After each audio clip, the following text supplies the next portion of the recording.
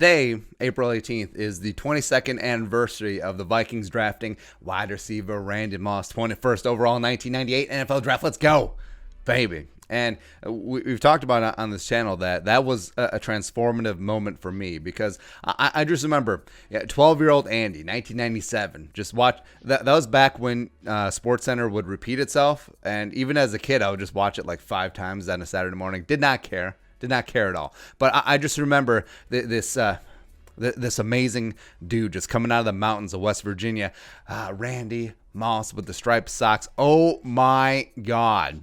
6'4", 6'5", should not be allowed to move that fast, and just completely jacking fools, just completely destroying college competition. And I remember during that time, I was just like, that's what I want. I want that player on my football team, the Vikings. That was the first time. That was my first scouting, getting into the whole draft process, right? That's the first time I heard about red flags too. But I mean, his redshirt sophomore year at Marshall, 97, 96 catches, 1,820 yards, 26 touchdowns. Woo!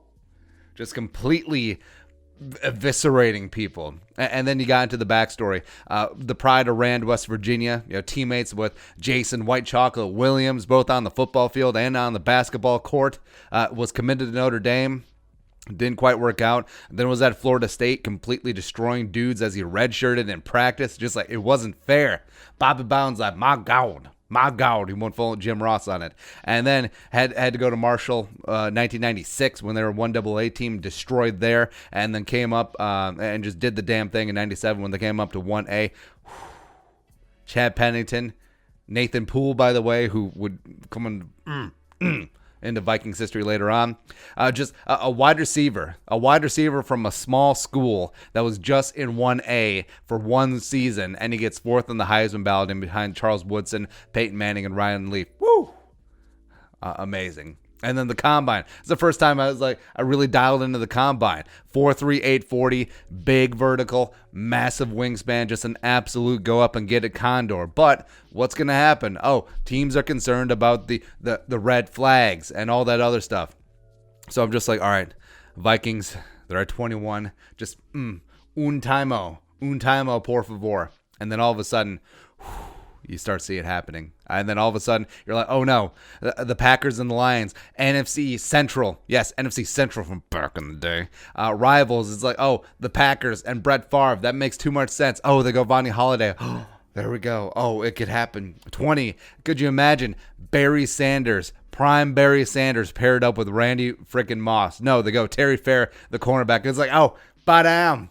And we've seen the documentaries. Randy Moss gets on the horn. Randy's like, hey, Randy, it's Coach Green. There you go. And the rest is history. There you go. I fully understand it, but I mean, people are like, well, you need a wide receiver, especially one with so many red flags, because you got Chris Carter, you have Jake Reed. Jake Reed is a 1,000-yard receiver, by the way. He's a bad mofo back in the day. But this is prime BPA, best player available. That's when the Vikings went full on 3 deep on the B. And first, in training camp, when he's wearing number 18, yeah, if you guys remember that from way back in the day, as well as week 1, Tampa Bay Buccaneers. Former Vikings defensive coordinator Tony Dungy doing the damn thing in Tampa. Also, he would give the Vikings the only loss that year, but yeah, whatever. But 495, 2 touchdowns. Oh, hello, welcome to the NFL. And then just destroyed the Packers back-to-back games. Week 5, 5 catches, a 190, 2 touchdowns, first 100-yard receiving game. He was so pissed. That they skipped him over at 19. He's also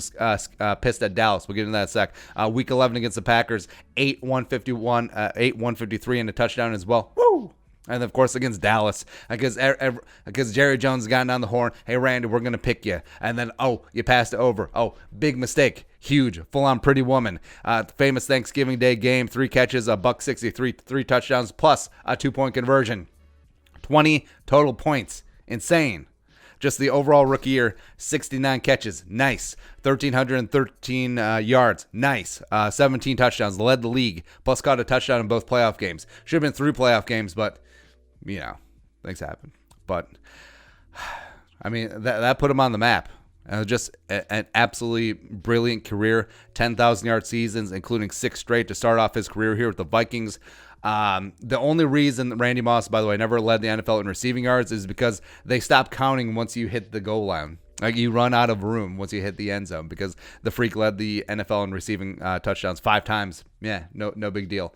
But as great as his legacy was, he is still the greatest receiver of all time. Sorry, Jerry Rice, put it in your pipe and smoke it. Also put Chris Carter and Larry Fitzgerald above you as well. So system wide receiver.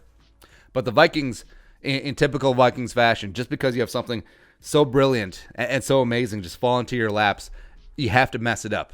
You just have to completely F it up. So Randy, when he came in, was a young man who just needed a support system, and he got a great one here in Minnesota. But then you look at the timeline, 2001, his best friend Corey Stringer died. Now, were the Vikings to blame for that situation? To a degree, absolutely. But did Randy blame the team? Yes, he did. And then they forced Denny Green out, the guy who had taken a chance on who would become a father figure in his life. And then Chris Carter, after the season, opts out of his contract and he leaves. Deuces. Chris Carter took Randy under his wing, showed him what it meant to be a professional, what it meant to be accountable, put in that work. He really was a mentor to him. So in a span of a year, that 2001 season, Randy loses his best friend, his father figure, as well as the big brother, all in the span of a year. So 2002 on to the end of the Randy Moss Vikings era. I mean, that's when all of the stuff popped up. I mean, that's when the Randy antics, the water the bottle, the walking off the field, the traffic cop. That's when all of that started. Straight cash, homie. Right. So I blame the Vikings. I blame Red McCombs. I blame Mike Tice to a degree, even though he did what he could, right? But they just handled it in such a tone-deaf manner that it was just a matter of time for Randy to spiral out of control because they just completely ripped all that away from him. And it's a shame. It really is an absolute shame because Randy spent 2 years of his absolute prime just wasting away in Oakland. 06, 07, when he was 27, 28 years old, he was in Siberia. He was in football, Siberia, and the record books, and just being a general football fan, and especially being a Vikings fan, that should have been with the Vikings. Because you saw what happened in 07 when the Patriots picked him up for a song from the Raiders. 98 catches, 1,493 yards, 23 touchdowns, in just absolutely record-breaking offense with the Patriots in 07. That should have been here. That should have been when the Minnesota Vikings, also 27, 28, 29 years old, should have been all here. But he wasn't, and that's just inexcusable. It just really is. Also, imagine 09 Randy Moss on that team with Brett Favre, with Percy Harvin, with Sidney Rice. Maybe they're on side Bernard Berrian. That'd be kind of nice. Yeah, all of that thing's going on. But of course, we remember when he came back for a month in 2010. Didn't quite work out. Tanucci's thrown under the bus. R.I.P. But it's so frustrating to think about the Vikings and Randy Moss and what could and should have been if ownership had actually been competent, but Randy, he was more than a once-in-a-decade player. He was more than once-in-a-generation player. He was more than once-in-a-lifetime player. Honestly, say the NFL goes for 1,000 years, and they go full-on Roman Empire on the B, right? There will never be a player like him. Like, name a receiver that tall, that big of a wingspan, that fast, that big of a vert, who was just the absolute deep threat, uncoverable terror. You can't. There's not a single player like him in NFL history, and I don't think there will be for a long, long time. Until they have robots play the game in like 200 years. So that is all. But I love Randy Moss, but as a Vikings fan, it's just so it just pisses me off what was there, and then the Vikings screwed it up, of course. But Randy Moss is the GOAT. Let us know your thoughts, comment section. Subscribe for daily Vikings takes. If you want to support the work, pull us up in the Venmo. Plus give us a follow on social media as well. But until next time, Skol, production value.